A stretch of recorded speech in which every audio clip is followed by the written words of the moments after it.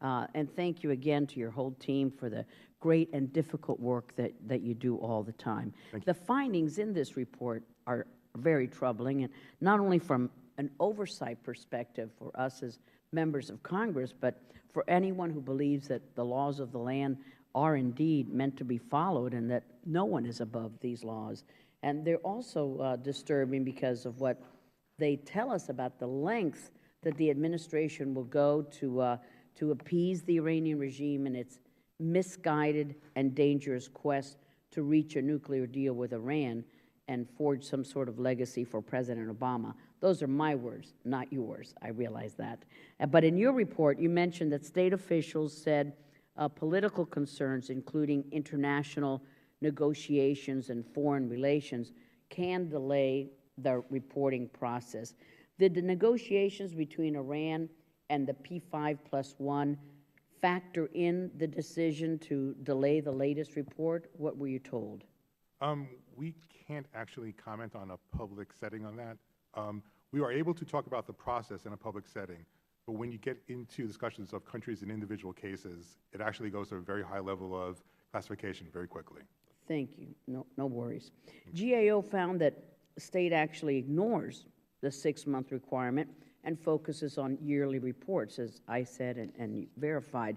The state decided on its own to submit yearly sanctions reports rather than adhering to the legally required 6-month schedule.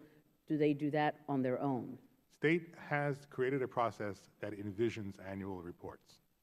And when we asked them why, they thought that was the most efficient way to do it. So it does not envision 2 reports a year. It only envisions 1 report a year. Did anyone at state acknowledge that they are violating the law with this practice, that until it's changed, that is the requirement? We asked that question several times, and I don't think we ever got a clearly definitive answer on that. In response to your report, state assumed that the committees were okay with the reporting process. And however, it's extremely odd since the year 2011, I authored and the House passed the INCSNA Reform and Modernization Act, and states' failure to meet the requirements of this law, particularly with respect to the reporting cycle, was a part of that effort and has been raised with the department in multiple instances. Which specific offices within the State Department did you have access to? Did you ever engage or have sufficient access to the Deputy Secretary's office or those in the State Department who dealt with Iran sanctions generally, such as the Deputy Coordinator for Sanctions? And related to that, which offices did you request meetings with, and which offices failed to either get back to you or turn down your request for meetings? So we had, I would characterize as highly functional access to the working level, which was the ISN, the International Security and Nonproliferation Bureau, which is the bureau responsible for preparing the annual reports. We did realize, given the nature of what we were finding, that there was a need to engage higher level officials, and we did request a meeting with the deputy's office as well as the coordinator's office, and we were not granted that meeting. And finally, GAO provided state with the opportunity to comment to the report and submit those for the record.